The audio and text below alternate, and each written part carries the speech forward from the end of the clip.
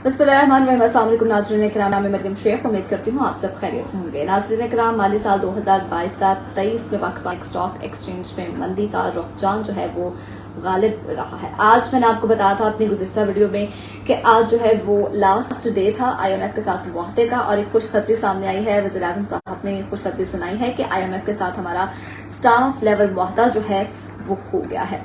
30 जून 2023 को खत्म होने वाले माली साल में मईशत के दूसरे इशारियों की तरह जब पाकिस्तान स्टॉक एक्सचेंज में भी मंदी का रुझान जो है वो गालिब रहा और पूरे साल में मार्केट में तेजी से बहुत कम सेशन जो है वो रिकॉर्ड किए गए।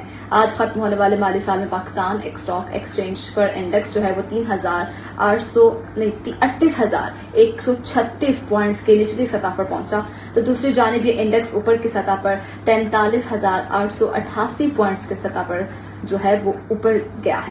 पाकिस्तान स्टॉक एक्सचेंज में मंदी की वजह से मुल्क के जो है वो गैर यकीनी मौशी और सियासी सूरत हाल रही, ताहम अब मुल्क के लिए IMF के नए शॉर्ट टर्म स्टैंड बाय मुआहदे के बाद पाकिस्तान स्टॉक एक्सचेंज में तेजी के इम्कानात जो हैं वो कहा जा रहा है, वाजे किए जा रहे हैं। लेकिन फिलहाल इस पूरे साल की बात की जाए तो अभी तक पाकिस्तान जो है उसको बहुत ही ज्यादा पाकिस्तान स्टॉक एक्सचेंज को मंदी का सामना करना पड़ा, क्योंकि डॉलर जो है वो दिन ब दिन हाईएस्ट रेट पे चलता जा रहा है। डॉलर जो है वो महंगा हो रहा है और रुपए की कदर जो है वो उसकी निस्बत कम हो रही है। हमाद अजहर साहब ने ट्वीट किया, जनाब ये कहते हैं कि मुआहदा इलेक्शन तक मौशत को दिवालिया होने से रोक सकता, लेकिन मौशी चैलेंजेस कम नहीं होंगे।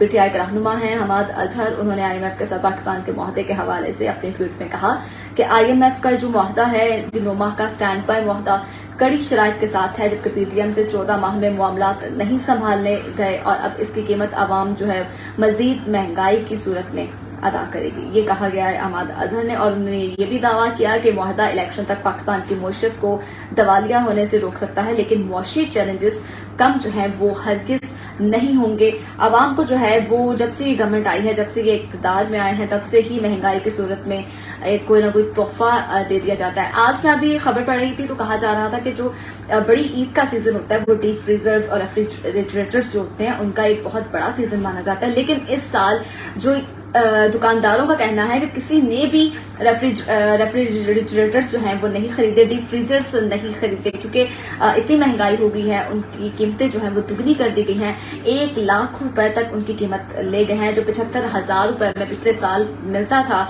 वो इस साल 1 लाख रुपए तक ले गए हैं, और उसमें मुनाफा हमें जो है सिर्फ 500 से 1,000 रुपए का हो रहा है। तो अवाम ने जनाब जो है वो इस बार नहीं खरीदारी की। कुछ उन्होंने ये भी कहा, कुछ उन्होंने कहा है कि कंपनियों की जानिब से बराह रास्त जो इंस्टॉलमेंट पे चीजें दे दी जाती हैं।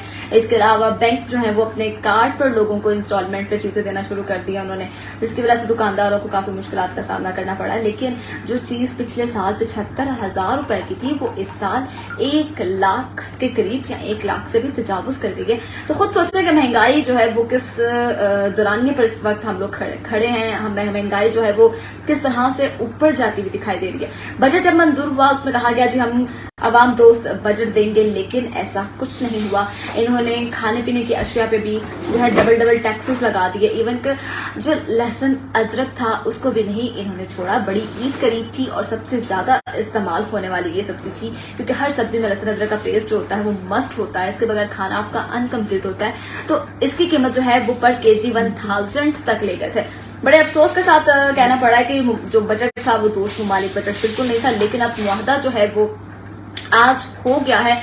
नताइज देखते हैं इसके क्या जो है निकलेंगे क्या नहीं निकलेंगे, क्योंकि नजर कुछ अच्छा नहीं आ रहा। वज़ीर खजाना इसहाक डार साहब जो हैं वो तो गायब ही हो गए हैं, इस तरह से जैसे वो इस धरती को पाए ही नहीं जाते, इस दुनिया में मौजूद ही नहीं है जब से उन्होंने सहाफ़ी के मुंह पर थप्पड़ रसीद किया तब से। क्योंकि सहाफ़ियों ने कहा था कि अगर ये दोबारा से हमें नजर आए तो हम इनका बाइकआउट कर देंगे, और वैसे भी उनके पास जवाब ही नहीं है ये कहने किसी भी चीज का। उनको पता ही नहीं चल रहा था, उनको समझ ही नहीं आ रही थी कि IMF के साथ अगर हमारा स्टाफ लेवल मुआहदा नहीं हो रहा तो मैं लोगों को क्या जवाब दूंगा, मैं पब्लिक को किस तरह से फेस करूंगा। लिहाजा उन्होंने बाहर ना निकलने का सोच के बहुत ही अक्लमंदी का मुजाहरा किया, क्योंकि जिस तरह से उन्होंने एक सहाफी पर इस तरह से ऑन कैमरा थप्पड़ रसीद किया, वो कोई अच्छी अलामत साबित नहीं की कि इतना आपका शॉर्ट टेम्परामेंट है कि आप पब्लिक प्लेस पे किसी भी बंदे को मुंह उठाकर थप्पड़ मार दोगे। भी आपका इतना हक नहीं है।